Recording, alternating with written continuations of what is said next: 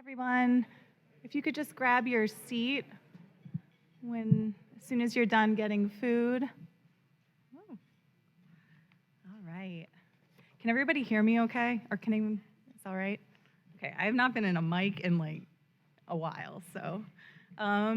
Great, well, hi everyone, good afternoon. My name's Megan Johnston. I'm the Executive Director of the Stryker Johnston Foundation, and I'm really happy to welcome you today to this event as a resident of Kalamazoo, and also on behalf of the Council of Michigan Foundations as a CMF member, and also a trustee on the CMF board. As a Michigan community of philanthropy, we are celebrating an important milestone this year, our 50th anniversary. And over the course of this year, we have been reflecting on the past and looking towards the future. One of our 50th anniversary committee's goals for this anniversary celebration is to deepen and grow our relationships and networks across Michigan's ecosystem of partners. Today, and across this event series of regional gatherings, foundations and nonprofits are coming together to engage in shared learning and conversation. And as we look ahead to the next 5 decades, our continued collaboration as a sector will be critical to serving our constituents and to seeing thriving, equitable communities across Michigan.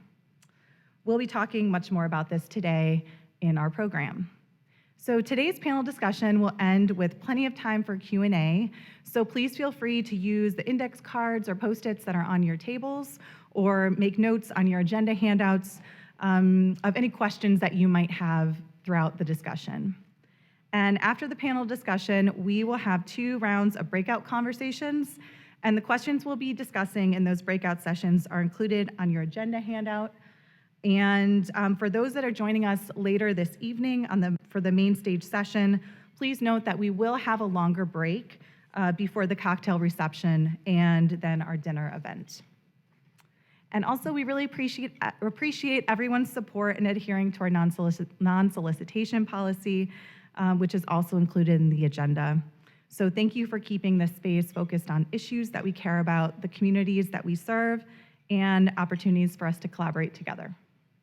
All right, so now without further ado, I'd like to turn things over to our CMF 50th Anniversary Committee, one of our CMF 50th Anniversary co-chairs, Holly Johnson of the Fry Foundation, who will introduce today's panelists. All right, Holly, thanks.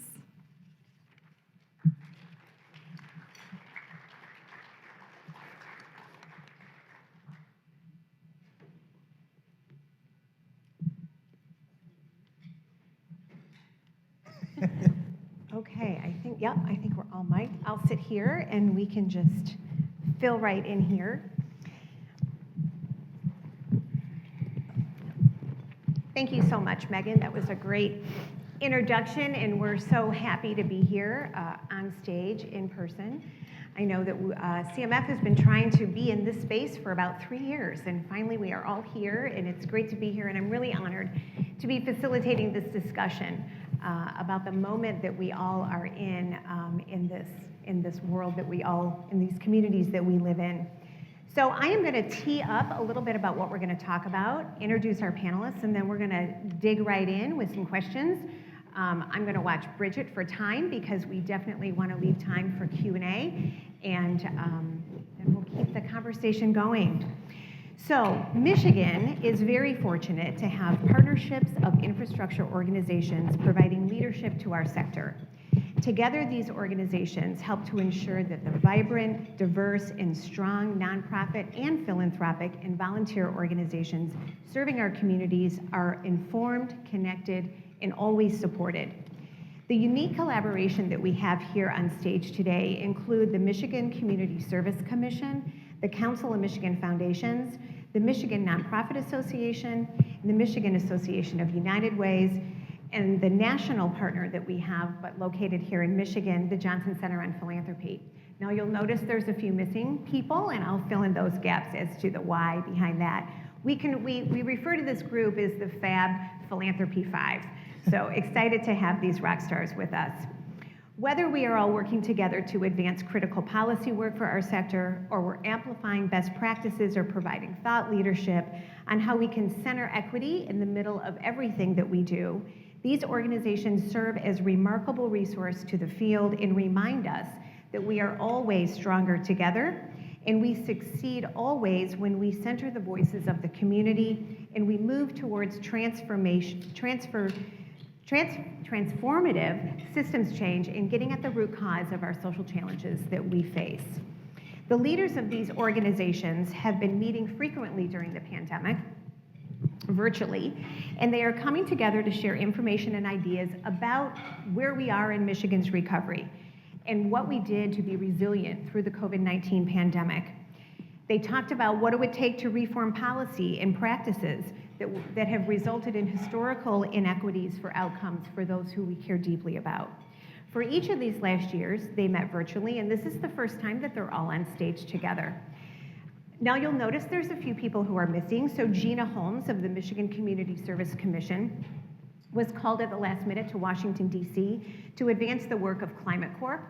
And we know that in Washington, D.C. and in Lansing, things move at a very rapid pace. And if you're not in the room for the conversation, really big sweeping changes can happen in a very short amount of time. So we are grateful that Gina continues her advocacy for a sustainable Michigan, but we certainly miss her today. We also are missing Kyle Caldwell. So I am certainly not Kyle Caldwell. I've never worn a bow tie. And that, we miss Kyle, but he is dealing with a sad family situation. So we're holding space for him and sending him peace. But as Megan said, I'm Holly Johnson, the president of the Fry Foundation, and the Fry Foundation has a very deep and meaningful relationship with the Council of Michigan Foundations for all of our 50 years in existence. So certainly missing Kyle, but happy to be part of his B team for sure. Kyle would be doing great, but I'm happy to step in for him. So I am delighted today to be here on stage with Kelley Kuhn, who is with the Michigan Nonprofit Association, and two newer members to the team, Hassan Hammoud, who was recently named CEO of Michigan Association of United Ways, and Dr. Lesley Slavitt, who is very newly named as Executive Director of the Johnson Center. So welcome to all of you, and we are going to just dig right in here. So to get this conversation started, when I think about the organizations that each of you run, I think about you as being backbone organizations and organizations that exist in the sector to keep that 30,000-foot view and allow the nonprofits, the grassroots organizations, the well-capacity nonprofits to do their work. And oftentimes when they're doing their work, their head is down and they're focusing on serving their constituents.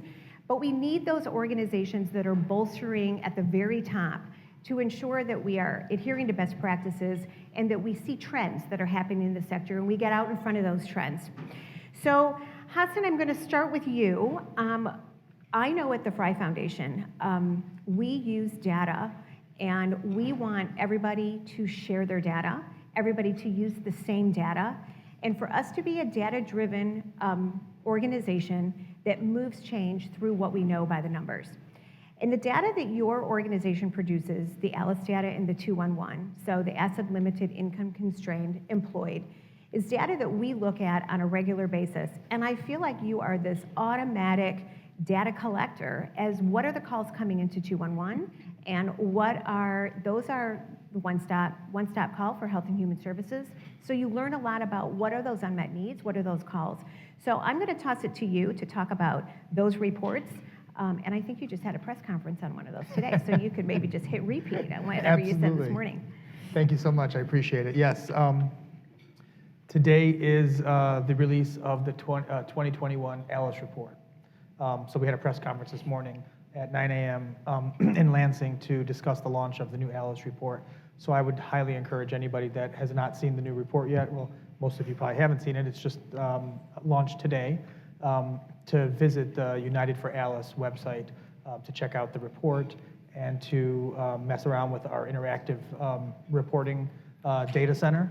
There's a lot of cool new things that can be done with the new interactive reporting center, so I would encourage you all to check that out. But getting to your question about the data that we collect, and I think this puts us in a really unique position because the ALICE report provides us with a very specific perspective on the conditions that people are facing in all communities in Michigan. So the report provides a picture of what it looks like to have a survival budget. So what is the bare minimum budget that people need to survive for every county in Michigan? And then it provides information on what people are actually making.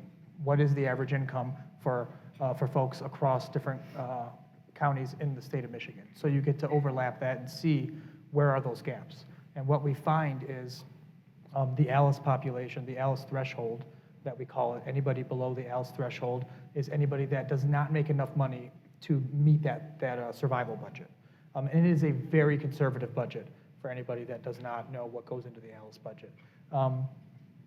That data is great. It's very good to help us understand what a survival budget looks like for each community and what are people making in reality and where is that gap. So we can say that from 2019 to 2021, the difference in the two reports that come out every other year, we saw an increase in ALICE of 1%. So we went from 38% to 39%.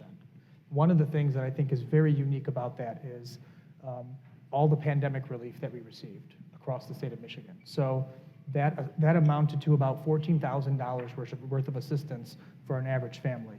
So although the ALICE budget is at $72,000, if you subtract that $14,000, it really jumps down to about $59,000. So one of the big takeaways we've learned from the ALICE data is how impactful all of those different forms of public assistance were, from the child tax credit, from the stimulus payments, from the unemployment insurance, from the increase in SNAP benefits.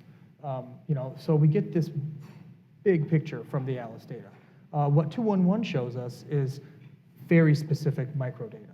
So we get to see what are people actually calling us for. So 400,000 calls last year that we saw in 211. And we can break 211 data down to the zip code. So in understanding at the zip code level, what are people calling for? What are their needs? What are people's needs that aren't being met, right? What are unmet needs? And a really good example of the data. So this is a dashboard that, I'm sorry, I didn't realize this was up. So we have a couple of dashboards that we have for 211. One is a general dashboard that talks about our general numbers. So how many people are calling 211? What are they calling for? What needs are not getting met? And again, we can drill that down to zip code. We can look at county, city. The interesting thing about looking at the 211 data is, a good example is in the 30 days after the SNAP increased benefits ended, we saw a 30% increase in calls to 211 across the state for food assistance, just in the first 30 days. So again, that ALICE gives us that macro perspective of what's going on in the entire state and communities. That 211 data coupled with the ALICE data is so valuable and so rich in helping us understand the bigger picture as well as individual needs and unmet needs. Yeah, for sure. And we're going to ask you to dig into a little bit of that government stimulus later in our conversation, but it really speaks to the disparities, how wide and deep the disparities are. And we started trying to, at the Fry Foundation, using the word a thriving wage versus a surviving wage, because really we want, in order to, you've got to thrive, not just survive. So thank you for that perspective. So pivoting to Kelley, M&A, nonprofit leader survey data, is something that you do. Tell us about that, because I think it's important that the leadership in this sector knows that while each of our situations is different and we're all dealing with different things, we're all in the same boat and we can really help each other get through some of these times. So what did you learn from that? Yeah, absolutely. So when I think about 400,000 calls, and then I think about who's also in that same database, it's nonprofits. And I think it's important when we think about data and when we get, and I'll get to the leadership information that we're taking a look at as well, I think it's really important to understand what is the ecosystem that we're talking about, and many of you are in the ecosystem in this room. So when we take a look at the data, 53,000 nonprofits registered in the state of Michigan. Of those 53,000, right around 41,700 are the charitable nonprofits. These are what we are saying in our minds are boots on the ground, addressing some of those calls that are coming in, those 400,000 calls. So when we're thinking about that at the association, our number one priority is thinking about nonprofits, championing, being advocates for the work of nonprofits. So we're talking about those 41,700 nonprofits. When we advocated and started to advocate for the relief program, which we'll also talk a little bit about, we zeroed in that data with our partners at the Johnson Center for Philanthropy and understood that 93% of those 41,700 nonprofit charitable organizations have budget sizes of $1 million or below. 93% in our ecosystem of our nonprofits have budget sizes of $1 million or below. Most of our direct service delivery providers mirror the national statistics. When we asked our nonprofits how do they self-identify, they self-identify as human service organizations. When we couple that with them that identify as health-serving organizations, we're well over 50% of that 41,700 that are indicating that they are health and human service organizations. That's how they're self-identifying, whatever programs and services that they are providing. It's important to think about how much, when we think about leadership and the data that we're tracking around leadership, it's also to be thinking about how much we play in the economy as far as assets. And it's important to know that we are a huge part of the economy, $268 billion, of which 44% of that is in the charitable nonprofits. And then on a national level, we're contributing $1.5 trillion to the economy. It is absolutely critical that we are thinking about ourselves as that ecosystem and that the collective work that we're doing here in this room as far as philanthropic partners, but also in the direct service delivery. Again, as we think about the 400,000 calls that are coming in to a 211 system for the community needs that Hassan had talked about. So leadership. Leadership is, I think, is one of three critical legs of a stool for nonprofits. You've got your leadership, you've got your donors, and the third one, thank God I kept notes, volunteers. All right, so three critical parts of the stool, but let's talk about our leadership. In Michigan, we employed, before the pandemic, 470,000 people. That's almost 11% of the workforce in Michigan. Again, not only are we putting money into the economy and we're moving money in the economy, we are an economy. Right, when we think about jobs, right? I can't tell you how many times people will say to me, oh, that's so great, you work for a nonprofit. I bet you don't get a paycheck. No, actually, once again, nonprofits, right? We are critical parts of the economy. We are employers, right? We have employees.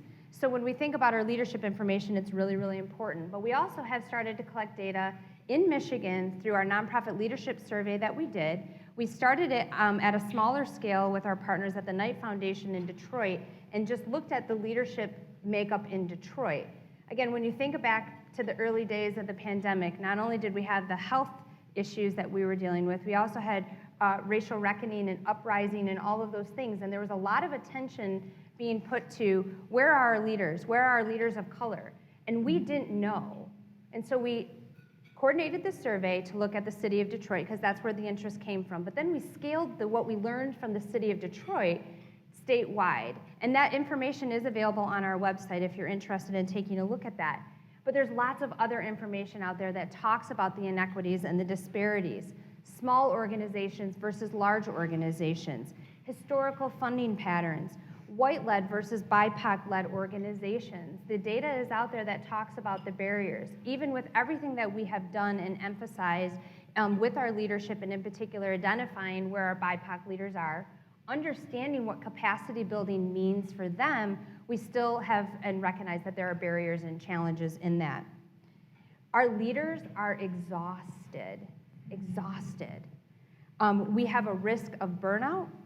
We have a risk of unmet care needs, living wages, benefits, all of those things, again, that we have to think about, and we're thinking about that at the association, because we're thinking about the ecosystem that nonprofits thrive and operate in, not just how they're meeting community needs. And it's really, really important when we're thinking about this.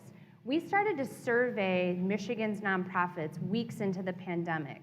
And interestingly enough, one of the things that we asked was, what is most important to you, leaders, in taking care of your staff? And one of the things that came up right in the very beginning was childcare. Childcare.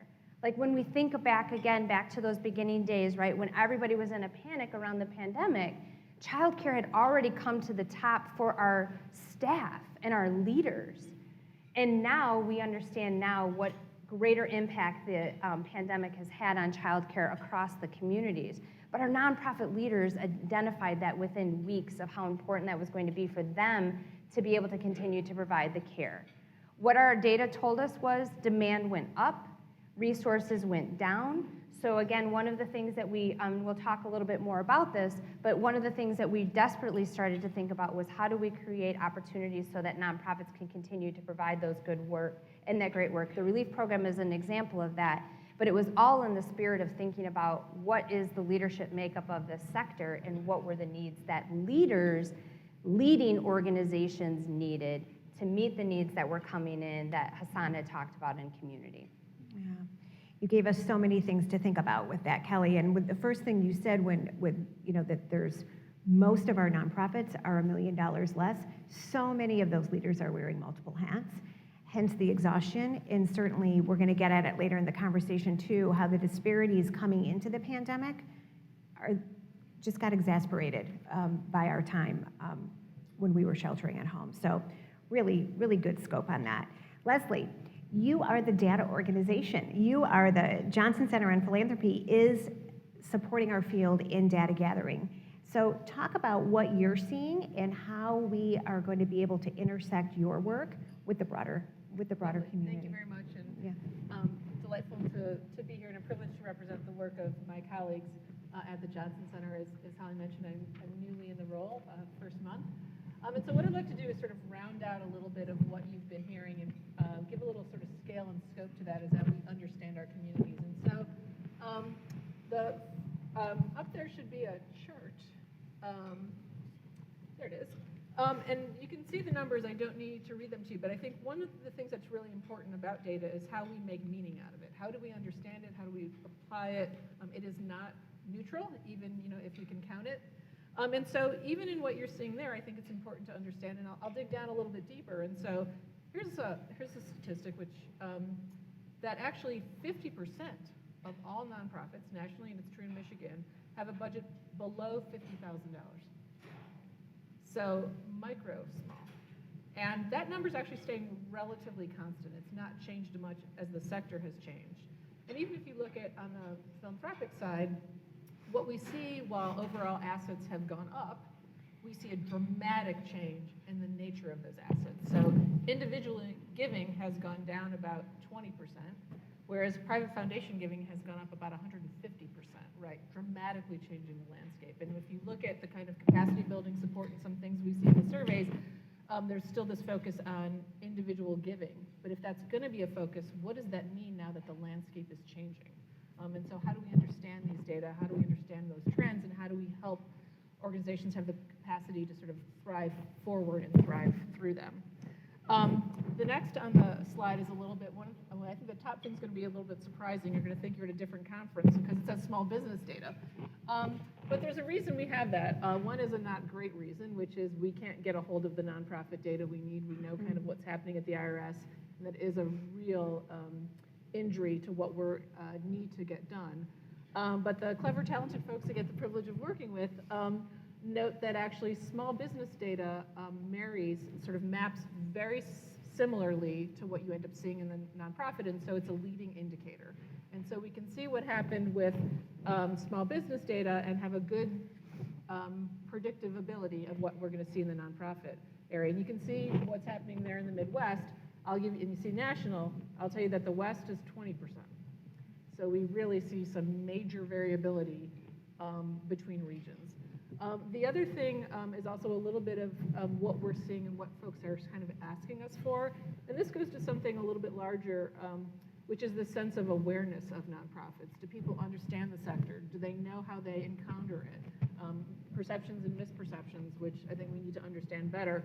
But on our Community Insight program and the data we're able to put out there, we're getting a lot of really interesting requests to sort of understand, what's happening in my county, what's happening in my state, how many nonprofits are there, what are trends related to what we're seeing with poverty rates and folks losing insurance and the growth of social service and health and human services organizations. There's this need to understand what's happening and this sort of desire to really get in front of it, and that's the help we need to give for the sector to sort of thrive and be successful. And then the last slide I have there, just a couple of things about sort of the tip of the iceberg in terms of where we're going and what we're seeing, and I'll just a couple of things I want to point out, particularly because we're talking about the pandemic and triple P. So Justice Center did some wonderful analysis, state-based for Michigan and national, early on in the pandemic. We're just doing and should be putting out additional information now, looking at some things. And so a couple quick notes. One is that though the nonprofit sector got fewer loans than did the for-profit, we got, on average, more money per loan, relatively significantly, noticeably. The other is that 95% of loans have been forgiven, and so that money's been recovered back and kept, helps the sort of bottom line of our nonprofits. The other thing, and we can prove this is true, but it'd be really interesting to figure out why, we don't yet know why, is that the Midwest had much more significant forgiveness than any other region of the country. And so it's really interesting, but really important why, and we're starting to sort of think about why that could be the case, and then what are the implications of that, which is the other sort of key point there. So those are my quick slides, and thank you very much. Great. Well, that is, I'm curious to know about this Midwestern, moment as well. That could be very interesting to peel the curtain back on that. But Lesley, let me stick with you for a minute, because you kind of got into this a little bit. But as we acknowledge the moment that we're in, and I have struggled to identify, what is this moment called? Is it post-COVID? Is it late-stage pandemic? I've referred to it as, BC and AC, before COVID and after COVID. And I think that one of the things that just resonates with me is we're not going back to how we were. In the early stages of the pandemic, I think we had no idea how long it was going to last, and we would say, well, we're going to do this until we get back to normal, and we use that back to normal. So this is the new normal, and some of the things that we talk about is we all need to start where we are and not look in the rearview mirror as much, and decide that this is where we are, and we have to march forward, and we have to navigate this, and this is the new normal. But as we think about that, what other things are we hearing and seeing? And this is going to be a question for all three of them, but I want Lesley just to continue in what she was saying. What are we seeing and hearing from our networks that could be informing the future needs of our communities? And how should we be looking at the future based on what we know today, on what we've just experienced? Well, I think one of the things is, people have a desire to make meaning out of these incredibly traumatic experiences, and so the sort of triple B, the Build Back Better, right? It comes from a place that's really good. Oftentimes, what we've seen, and it'd be interesting to look back at the ALICE data, is that we go back to where we were, that the pre-existing challenges, pressures, complexities, needs of our community are right there where they stood, and that we need to understand how to knit together what was there sort of pre-existing, what we learned through the pandemic, and then how we can best knit those opportunities and lessons together, right? So we saw in a different way what direct assistance, financial assistance did. We saw what happened when we looked at childcare in a different way. So do we have the ability to sort of accelerate our ability to provide solutions and address pre-existing and significant needs in our community? I think it's really important that we're very intentional about that, so we don't miss that moment.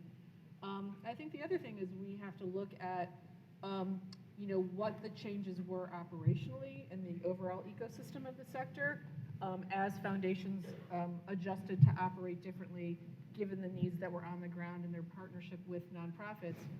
What have we learned, and what should stick, and why, in terms of, do we have improved practice? Do we have new kinds of best practice that we see in terms of how we can work with those 50% of nonprofits, for instance, that have a budget below $50,000? And so we need to look at ourselves quickly, right? Because time passes quickly and the need is only increasing. And so those are just a few things I would add.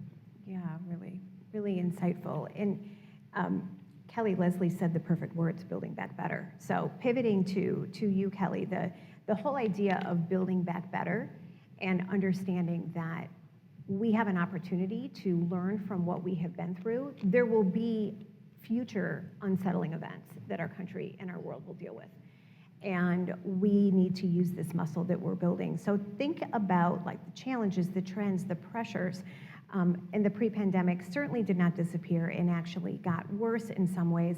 But also if you're comfortable in infusing a little bit of the trauma that our communities have gone through. You know, I bet there is nobody in this room who hasn't experienced a personal level of trauma throughout this time. It's just been an insurmountable moment. And trauma has ramifications that carry for a long time, if not addressed. Yeah, absolutely. I just want to underscore things were here before, and they're still here.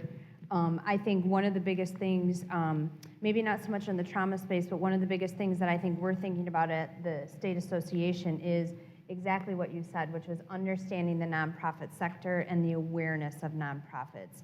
Like, that is just a really important and big opportunity. We have heard countless stories and will continue to tell stories about nonprofits that are on the corners of neighborhoods that had the internet access and had the kids who could not access internet come to their home so that they can continue online education. We've heard the stories from the nonprofits who provided the PPE equipment to the frontline staffers in the beginning because that was the only way. When we think about the impact and the trauma, right? Most places shut down. Nonprofits did what they always do. They went into action.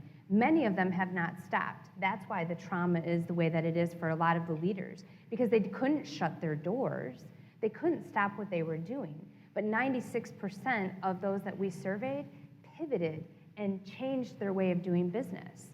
And some of them have permanently changed that. One of the biggest ways we saw that happen was instead of expecting individuals who needed to access services of nonprofits to come to us, we have gone to them. The collaborations were through the roof in the beginning days, right? And so people are just thinking about, again, about how they're leveraging their assets to make bigger and deeper impact in community. But understanding that nonprofits are at the heart of that, that's a big opportunity for us to be able to educate and raise awareness around the significant role that nonprofits play in community and solving issues in community. Why is this important? It's important when you talked about the SNAP data. 30% increase in 30 days of calls. The public health emergency will be over May 11th, 2023. In communities all over Michigan, it is not even anywhere close, right? So nonprofits are filling gaps. They're going to continue to fill the gaps. What does it mean, not only when the SNAP benefits are impacted, what does it mean when Medicaid eligibility is impacted? Where is that going? That's going on the nonprofits, right? Like when you think about, again, back to the statistic, 50% of nonprofits in Michigan identify as health and human service serving mission organizations. That's really, really critical and important when we think about that, right? So continuing to fill the gaps, because we will. While we were busy taking care of everyone else, we forgot to take care of ourselves, hence the burnout and everything. But we forgot about our capacity that we needed, or the infrastructure that we needed. While yes, Michigan is unique in that we have this relationship with those on the stage and those missing and all of you in the room, it's going to take more than that to solve and think about what we need moving forward. The uncertain economic and political environment, cash positions for nonprofits are unpredictable. And we haven't even put in the economic impacts of, we know it's happening with inflation.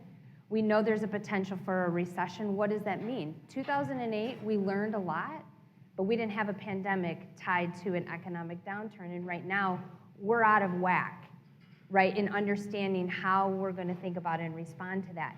And what's going to happen, and what we learned in 08, 09, was there's this immediate effect, and then there's like this other piece that's going to happen because market data and all those things are going to catch up, and that's going to be really, really impactful with resources available to do the work.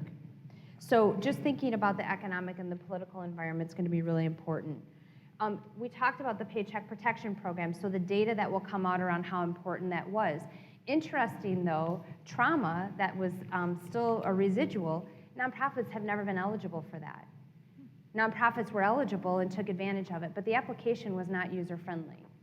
We had to talk about the fact that we don't have owners of a company We have a board of directors.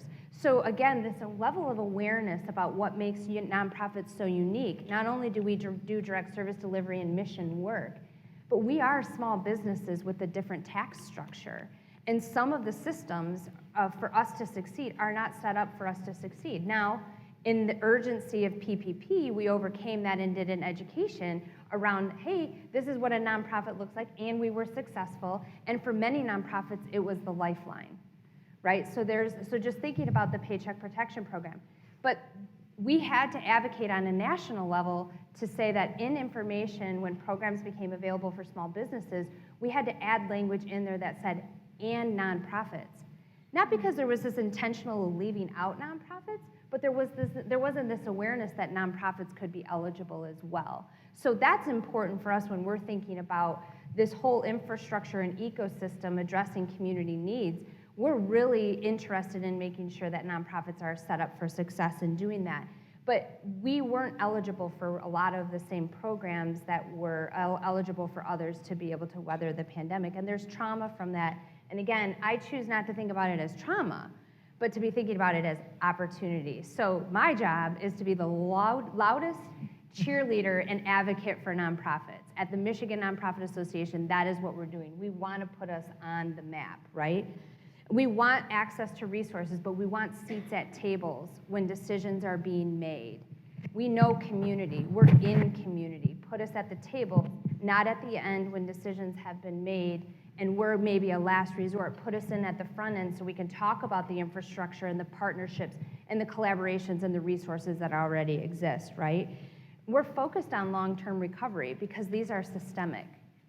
These are big issues. They were there before. We've got a large spotlight shine put on them, and we got to be thinking about what does long-term recovery look like. And back to the stool, what about our leaders? Our leaders are leaving. We have seen a tremendous amount of leaders in the entire ecosystem, philanthropy and direct service delivery providers, right? We heard around the Great Recession that people would be retiring, and then they didn't. But now they are, right? So while we were able to fast track some things and shed light on the disparities, we're also losing relationships, knowledge, all of those things that are going with the fact that we are seeing leaders leave, and the bench is not deep. The bench is not deep. It's not diverse. It's not reflective of the communities that we serve. So that's some of the residual things that we're looking for and thinking about. And the replacement of talent is really, really important. Who's going to do the work? So important, and you are an amazing cheerleader for the nonprofit sector. Absolutely you are, and absolutely a place at the table. 11% of the economy is in this sector. You know, I remember as these ARPA dollars were rolling out and our units of government were getting these huge amounts of money, and us as funders were raising our hand going, we do this for a living, like we know how to do this, we're happy to help, and we were helpful in some ways and we were not invited to be helpful in other ways. So raise your hand if you've used the word unprecedented in the last 3 years. So it's the word, right? So I'm going to use it again for the 900th millionth time in the last 3 years. So Hassan, unprecedented government spending. So we are sitting at a time when we have had government spending to hold up, to lift up, to stopgap further trauma during this time of this global pandemic. But we also are watching the clock because those programs are ending and we don't have a very long runway. And what we never want is help to then cause additional trauma down the road. So what are you seeing and how do we get ahead of the curve? United Ways across the state were instrumental in getting this money out quickly and wisely and well. But what are we doing as we head to the cliff? Yeah, there's so much to unpack there. So I don't know that I mentioned earlier that I'm pretty new to my role as the president and CEO of the Michigan Association of United Ways. Before this, I spent 4 years leading the statewide 211 system. So you're going to hear me talking about things from the 211 perspective and from the United Way perspective. I have been in the United Way network for 14 years, so I've got a really good handle on both sides of the work from United Way and 211. You know, and what I've been seeing both in 211 and in United Way system is a couple of things that really need to be addressed. One is we weren't prepared properly to best serve people. And what I mean by that is from the macro perspective, we weren't best prepared to serve the communities that needed our help, both on the United Way side and on the 211 side. But also from the micro perspective, to what Kelley was mentioning earlier, we weren't prepared to serve our own people, our own employees, right? The burnout was real. When the pandemic hit, we were working, I was working like 80 hours a week for like 8 months straight. Most people I knew were learning how to bake sourdough. I wanted to kill all my friends who were contemplating life and baking sourdough. I was going crazy, losing my mind. I've never worked so much in my life. And I recognized that, and I had a lot of single moms that worked for me, right? And the United Ways do too. I mean, most of the United Way organizations are staffed by women, and single women, lots of them with kids, and we just weren't prepared, to Kelley's point earlier about, how do we deal with childcare, right? So I think there's so many ways to look at this. So I'm going to stick to the benefits, though, and how that affects our communities. I think the things that we need to be better prepared for are, one, providing better data and better information to legislators. One of the things, and I included a slide, it's a legislative dashboard that we have created that came out of the pandemic, was how do we better engage with legislators? It's one thing to show them 211 data at the state level or the county level or even the zip code level. Legislators want to know what's going on in their district.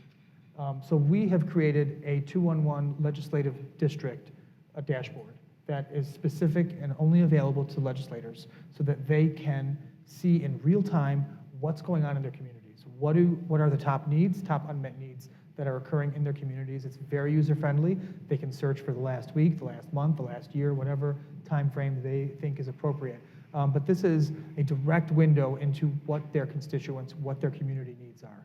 So one is providing better data, and that is the legislative dashboard, the 211 dashboard, and then now we are working on figuring out how to incorporate ALICE data into our data hub. So one of the things 211 has done is we have, over the last 4 years, created a data hub, a data warehouse, that before this, all of our data was segregated, was siloed, was very hard to incorporate and trying to analyze things at more of a macro level. What we've spent the last couple of years doing is building a hub that allows us to integrate data from our database, so when people are calling us, the information we're logging in that database, our website analytics, our texting platform, and our telephony system. So now we'll be able to connect a phone number to an interaction. Before, everything was anonymous and was just in aggregate. So this is giving us a lot more rich ability to serve. And the reason we were able to do this was the state came to us during the pandemic and said, what do? We need to help serve people better. What can you do? How can you help us? And I had a fantastic technology consultant that worked with us, and I told him what the state wanted, and he came back to us and said, this is not possible with your current system. But if you want to be able to serve people in this way, this is what you need to do. And it was over $1 million in investments. And the state gave me the money to do this, to help build the system so that our website could direct people to resources directly. So in other words, if somebody goes to the Michigan 211 website, they can have a landing page for the cancer section at MDHHS. And from that page, they can see cancer resources and get connected to providers to help them with a very specific solution. So on the micro side, serving community members, right, is creating products that allow us to better serve community members. More on the macro side, it is, from a United Way perspective, fundraising is changing. Community engagement is changing. Campaigns across United Ways are changing. There has got to be a new way to engage with folks, and that's one of the things we're trying to figure out is what is going on with United Way campaigns? How do we then help United Ways as a capacity building organization, how do we make sure United Ways have the staffing they need, the campaign engagement tools they need, and then also the technology they need. So much of this is technology. The pandemic shone a light on the fact that technology is going to be the answer to so many things. Broadband deserts. People, even if somebody has the internet, a lot of seniors aren't computer savvy. And sticking an application online and telling them, go to this website and fill out an application, it's just not gonna fly. So one of the things 211 was able to do was have the administration the state administration approve telephone-based application assistance. So we have temporary approval to provide telephone assistance to people when we can actually apply for Medicaid for them. We can actually apply for programs. So part of it is looking at that capacity. What do organizations need? As United Way or Michigan Association of United Ways, it's my job to figure out and help figure out what United Ways need to better serve their communities and what that's going to look like. And what I'm finding is benefits cliffs. It's people, technology, relationships.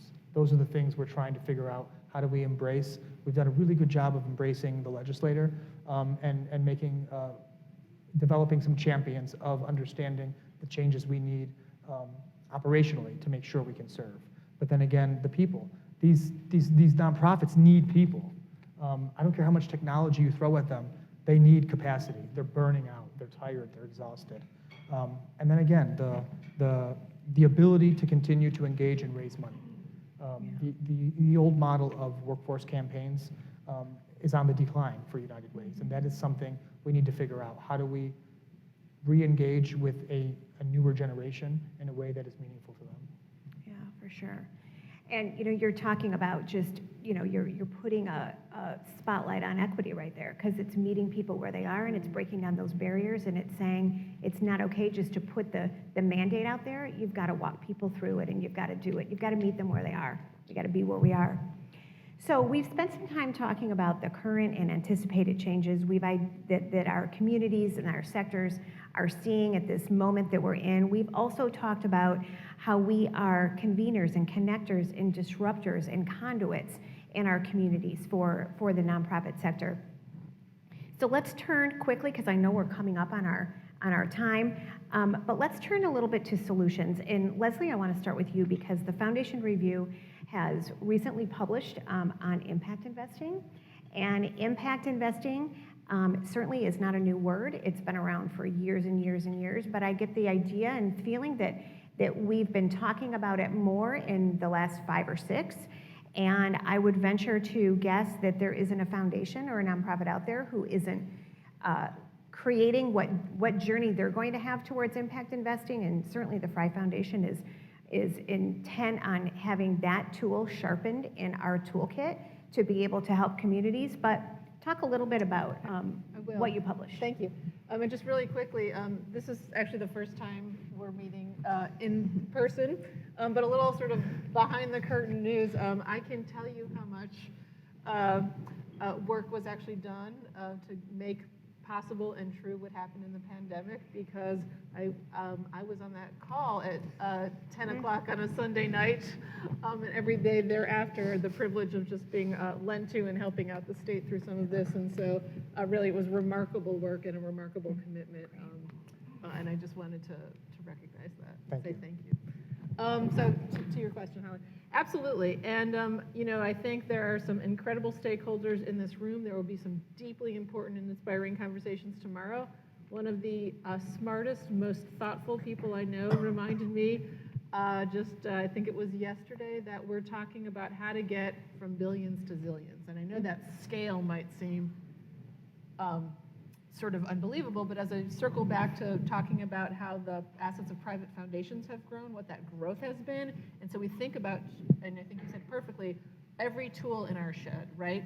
We've talked about the challenges we have, the need, the opportunity, the importance, and how can we really leverage those to really smartly understand the mechanisms we have at our disposal to really invest in seeing the right kind of change happen as quickly as absolutely possible. And so this issue, the Foundation Review, which will be out, and there's a sort of overview of what will be there sitting on the table in this upcoming issue, but it really looks at some case studies where we can learn from best practices. I think a lot of that will be discussed tomorrow. It really looks at and tries to understand different geographic experiences, different sort of lenses taken to the work, and what kind of tool this mechanism can really make to happen, and how it's distinctly possible in the sort of philanthropic sector, different from ESG and other things that we talk about. There's someone else, the same person reminded me, there's alphabet soup going on here, and we really need to make sure we understand it. And so I think this is just exceptional as part of CMF's 50th anniversary to really understand and look at this issue. And there's been a lot of really talented people trying to lift it up. And I think now is an incredibly exciting moment. We're privileged to sort of give a little light and heat to that. But really excited for tomorrow and really thankful for the hard work that's happened. Oh, that's great. And I'm really feeling it with boards of trustees now too. It used to be when you would talk about impact investing, it for sure was coming from staff, program officers, and that kind of, boards are excited about this now. So our governing bodies are saying, yes, we have to do more than just be a grant maker. We have to be more of that investment partner in using that 95%, just like we're using that 5%, not just like, but in a similar spirit in the grant making world. So Hassan, you talked a little bit about, in terms of looking at solutions, one of the things that we also know is that volunteerism is on the decline. And one of the things that I've been thinking about is so much has changed since this pandemic, and maybe it's the case that we had way overbooked schedules before the pandemic, and we actually kind of like a little bit more of open space. Whoops, there we go. We like a little bit more of open space in our calendars now, so we haven't retreated back to some of the things that we used to do after work or on the weekend, because we learned that we like that. We like not being so busy. But obviously a decline in volunteerism is going to be a challenge as we look to solutions. Anything you want to quickly say about that data that we're seeing? Yeah, I would say that the one thing that we are seeing is, particularly as United Way's explore and examine their campaigns and their engagement opportunities with their communities, one of the things that they are seeing is that, particularly in the younger generation, they want to engage more, right? It's less about just adding money to my, from my paycheck to the United Way campaign, and it's more about how am I going to get involved in the mission of the organization, and how am I connected to the mission? And volunteerism is a big part of that. So I think we're seeing more people wanting to get more involved with mission-oriented projects and volunteering as some of the United Ways struggle with campaign dollars and making that kind of old school connection. So I think from a volunteer perspective, that's a little bit promising for us right now. That's good. That's good to hear. And Kelley, I want to make a stop with you too as we talk about solutions, because you are a leader in partnerships with government. Anything else you want to say in this solution stage that we're at with how we can be more of a resource and a networker with our units of government, and how they think of us first before they go in for a vote that could create even more deepening disparities? Absolutely. And before I touch on that, again, going back to the visual of the stool, right? So we've talked about the donors, we've talked about the volunteers, and we've talked about leadership. I think part of the solution is an opportunity before us, those of us that are in the work right now, the opportunity that there is. Those are the pillars of the nonprofit sector: donors, volunteers, leaders. And some of the things that we've talked about, things look different. Things have to be different. So that's a huge opportunity before us, just to build off of what's already been set up here around what does that mean and how does that look different. So I just encourage us all to be thinking about the role that any of us play in the opportunity to think about what does that mean. We are seeing things go backwards, but why? Like, is that necessarily a bad thing? Do things need to look different? Right? Do things need to be different, look different? There's a ton of energy and wisdom in this room and in among the broader ecosystem of Michigan's philanthropic sector. So just be thinking about that as we're taking a look at the pillars of things. But I'm glad that I get to touch a little bit on opportunities, because I often feel like as I'm giving you information, I'm a realist as well as an optimist. I don't know if you can be that at the same time, but if you work closely with me, do it. And if you know me, you know that I will definitely end on what are the possibilities, what is before us. And I think one of the biggest things is the partnerships. You talked about tools in the tool shed. Cannot emphasize that enough, partnerships. You asked for me to touch specifically on the relationship with government, right?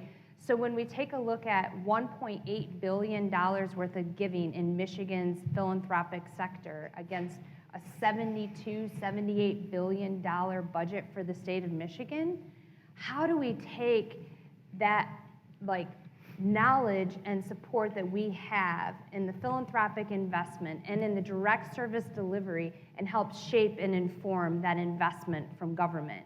It's not an us and them, it's a we. It's a we, right? When we think about how we're going to solve and move the needle on some of our community issues, our disparities, where there are inequities, it is a collective we. And that's most important as far as opportunities.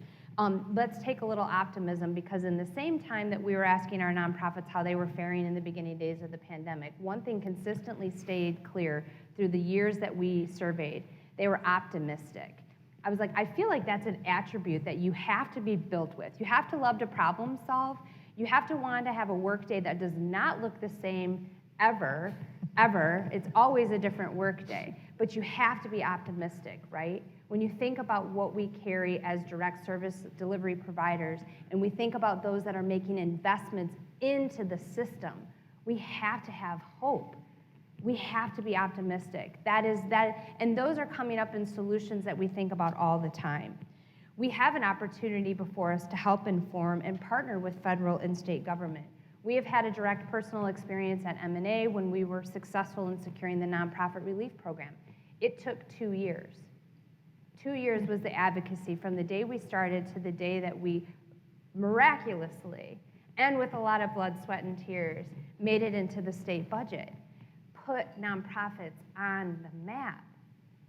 They need the support to do the work. Put us at the tables when decisions are being made. We know community. We know where the infrastructure is. It's really important. But it's a we, not an us versus them. Create more opportunities for our leaders of colors and support them appropriately. The data is out there on what is needed to ensure that when our BIPOC leaders ascend, they are successful.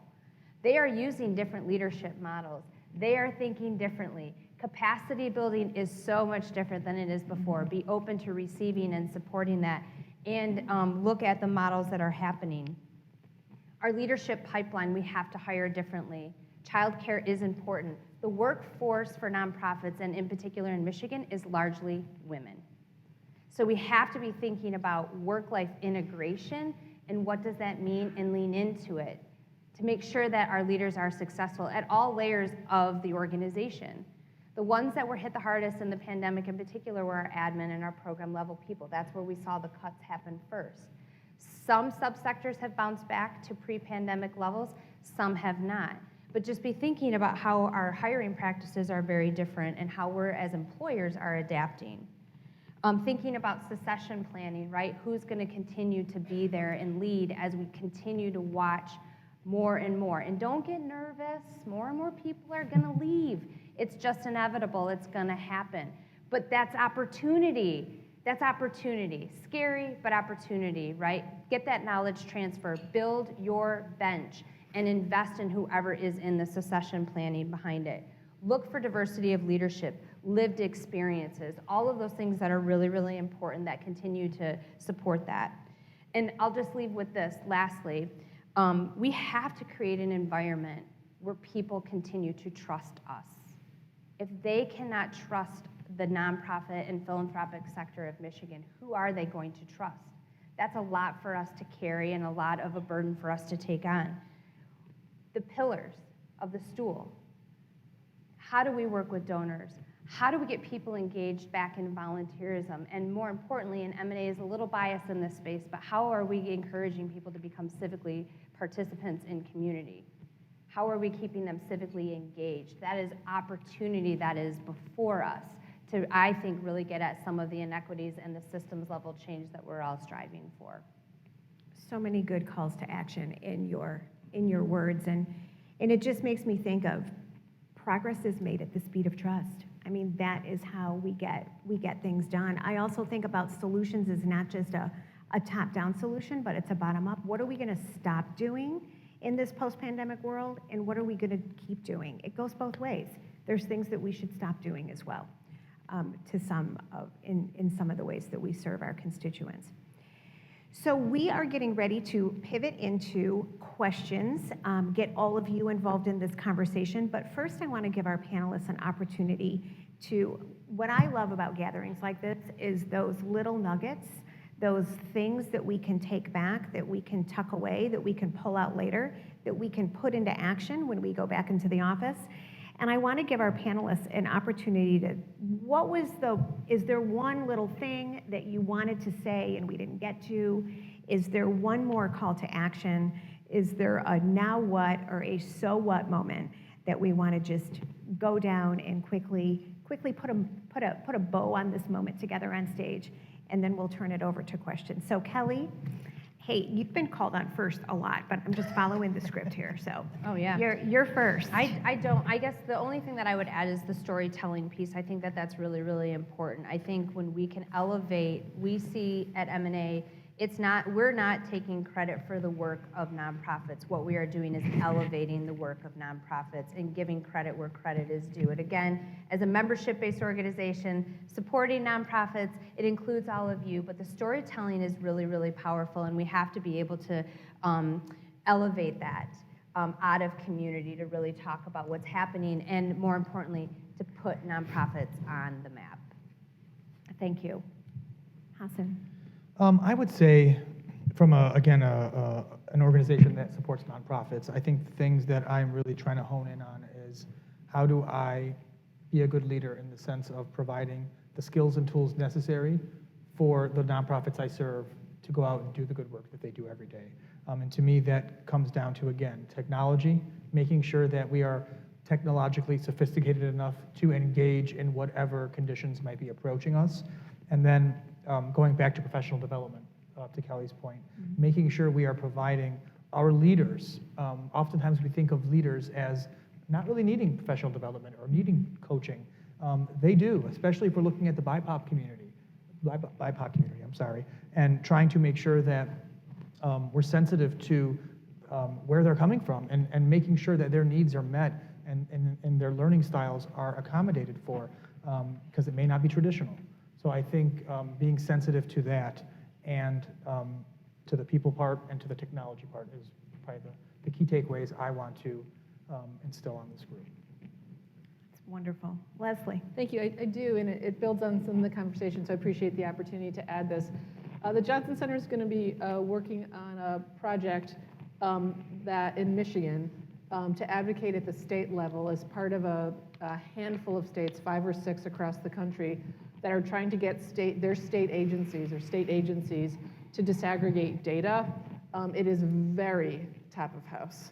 And if we don't collect it at the beginning, we're not going to be able to understand and make good decisions. And so, for instance, we're going to try to work with all the state agencies to disaggregate their data and report it very differently. So right now, from the state perspective, no data can't understand data by Middle Eastern or North African, right? Think of the difference that would make in the work that we do. And so that's a real partnership. It's the need to educate folks about why this is important. And so we're involved in that project, again, one of a small handful of states looking to do that work, which is just critical. So we're leaning into it now. So important, and thank you. So important to keep going in all the areas that our panelists talked about. But we want to turn it over to all of you now. So there are roving microphones, I believe. Bridget has one, and here's a hand right in front.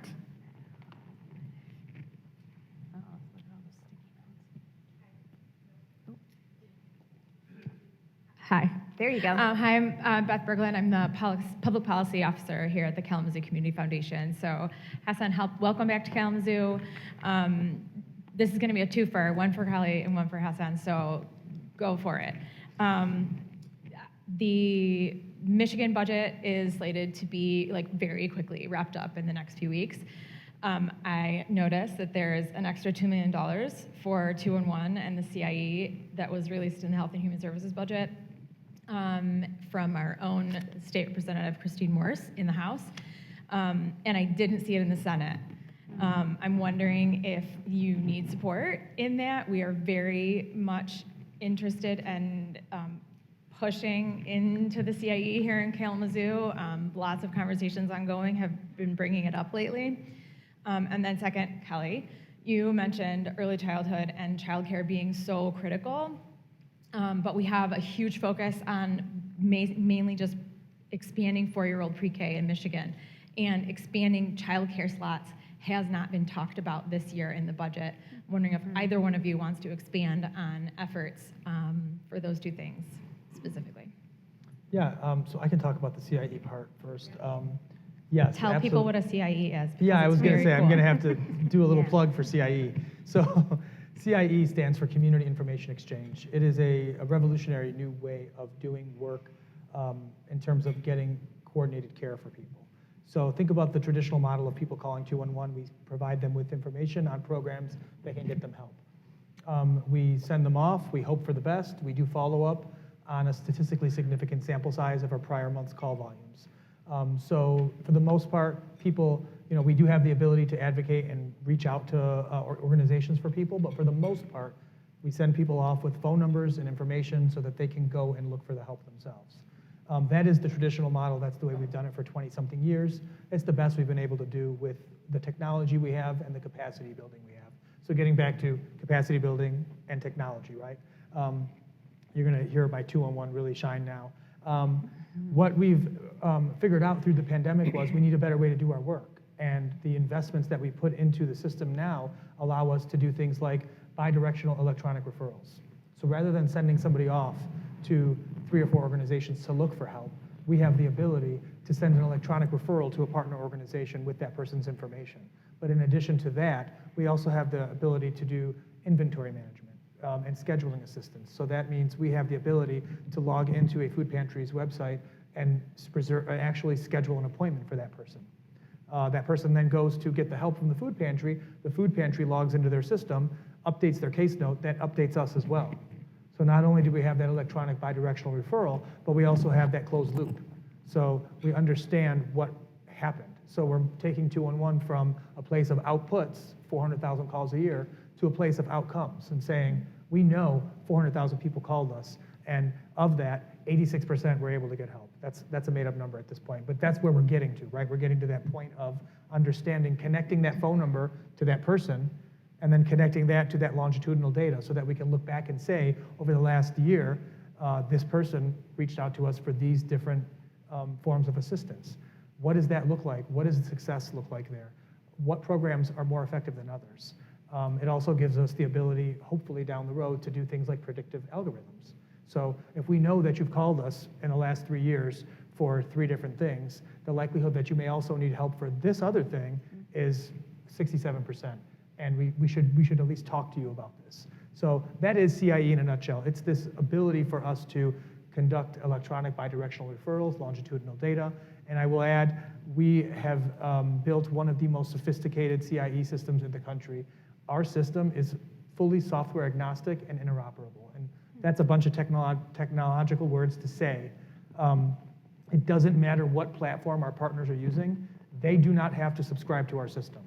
Our system is fully integratable into whatever software system or case management system our partners are using, from health systems all the way down to small mom and pop shop nonprofits that may be using a completely different type of case management software system. So that is CIE in a nutshell. That's what we have been really building 211 out to become over the last several years. Yes, I will take any champion I can get helping to advocate for more funding. I have been pounding the pavement with the legislator to talk about the reason we've been so successful with COVID was doing things like this.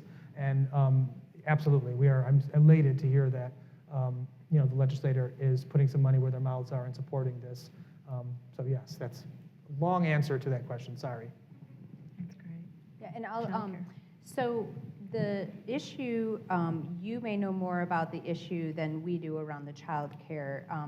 The context of that I spoke about was that it is an issue as an employer, right? But I do want to say that it may be that it isn't an issue that is out front and center in our policy agenda at the Michigan Nonprofit Association, but it may be part of a coalition or a group of others that we're working with. So it could be the Michigan League for Public Policy, it could be Michigan Community Action Agency, that association, others who might be carrying that issue forward. But I did want to say that in addition to kind of how we're talking about the infrastructure here, as far as the organizations represented, we work in collaboration and in coalitions around issues. So the EITC is another example of where we worked in coalition. Wasn't our public policy issue to get out in front of, because we like tax policy, which is like even more fun, nonprofit tax policy. And our person's here, which I could call her out, or I could just gently introduce you when we're done here around the issues that are important here. But I just want to say that for M&A, we wouldn't get out necessarily in front of an issue like that, but we are working in close partnership with coalitions and others. And I'm happy to figure out who may be leading the charge on that if M&A is not. Often we're more out front around your 501c3 tax status, property tax, all that real fun, happy stuff. But happy to let you know who might be leading the charge. But I feel like the Michigan League for Public Policy may be one that's out front talking about the issue and has more data on the impact from the kids count and other things that they may be thinking about. And there may be others as well. Childcare is a priority of Governor Whitmer, so we've got to do better in the state of Michigan with childcare. No question about that. It's a crisis. What other questions are out there? There and then there. Charles Waddle, Serving S. Gilmore Foundation. Holly, you suggested that there might be a trust problem in the nonprofit arena. I'd love to hear some color on that because I don't see that as an issue. Trust. Is that what you said? Mm-hmm. Trust? Yeah, I don't know.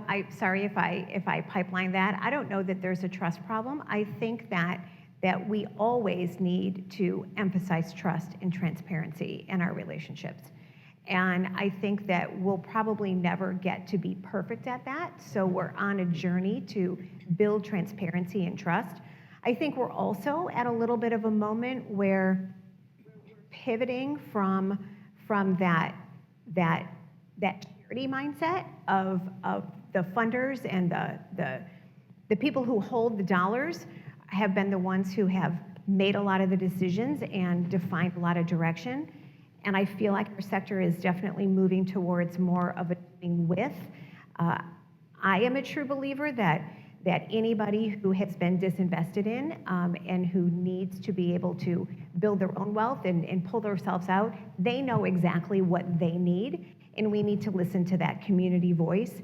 And us as funders, I've challenged our board, I've challenged our staff to say, we have honed the pontification skills and the problem-solving skills and the showing up with the answer skills. We need to work on our listening skills. And we need to work on saying, a lot of us who make decisions on doling out foundation have not ever spent a day hungry, have not ever spent a day homeless, and that's where I'm getting at.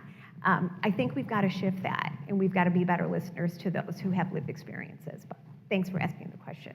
I can always count on a good one from you. So another question over here, I think, Bridget.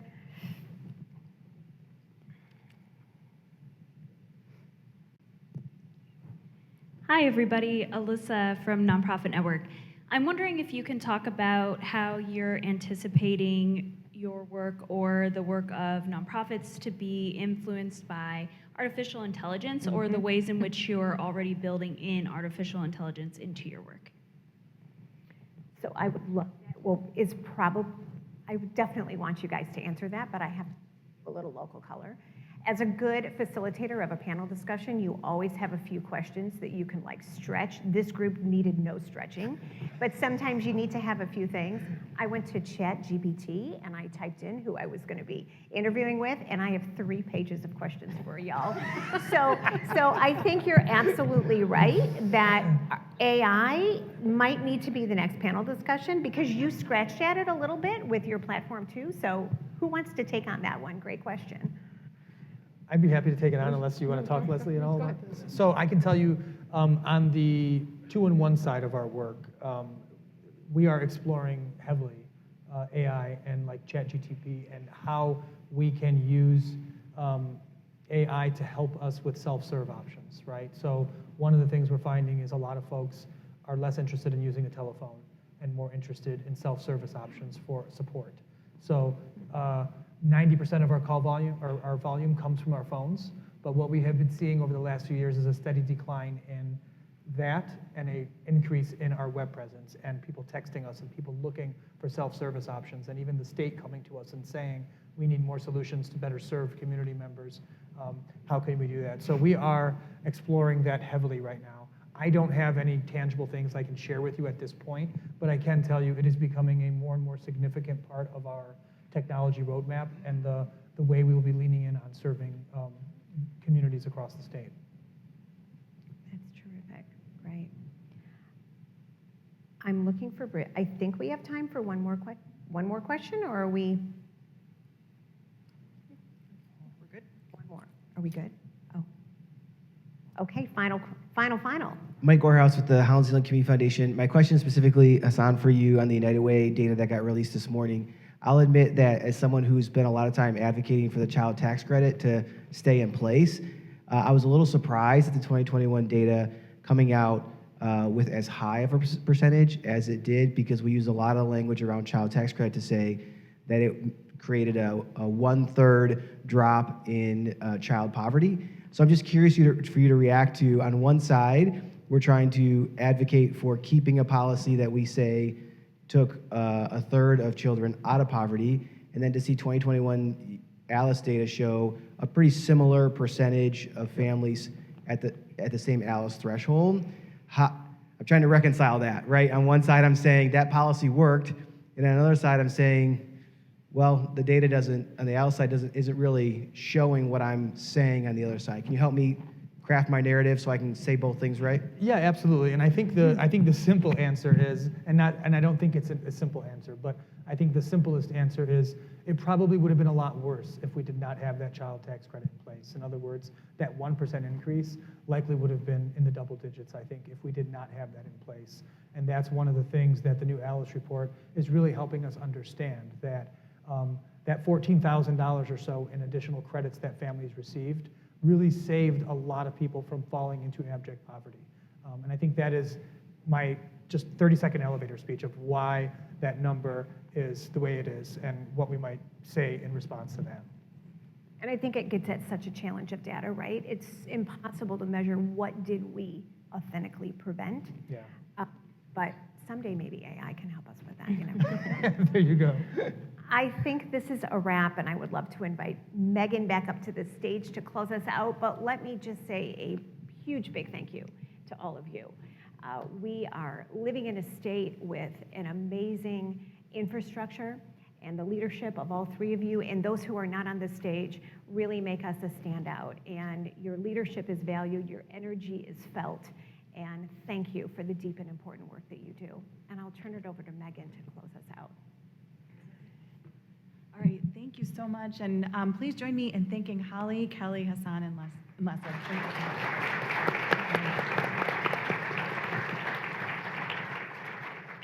Thank y'all. All right, so we are now going to take a 15-minute break, and then we'll move into our breakout sessions. And everyone should have either a 1 or a 2 on your name tag. If yours says number 1, then you are in breakout group 1, and you will be moving downstairs, or moving to the Glenn's meeting room, which is downstairs. If your name tag says number 2, you will be in breakout group 2, and you will be heading to the Prairies meeting room downstairs. So again, group number 1 goes to the Glenn's meeting room, group number 2 goes to the Prairies meeting room. Both of those are located downstairs. You can take either the stairs, the elevator, or the escalator to get down there. And we'll have about a 30-minute break between the 2 breakout sessions. And for now, we have a 15-minute break. So enjoy a few moments before the breakout, and we will get started in those breakout sessions around 1:45. Thanks so much, and have a great afternoon.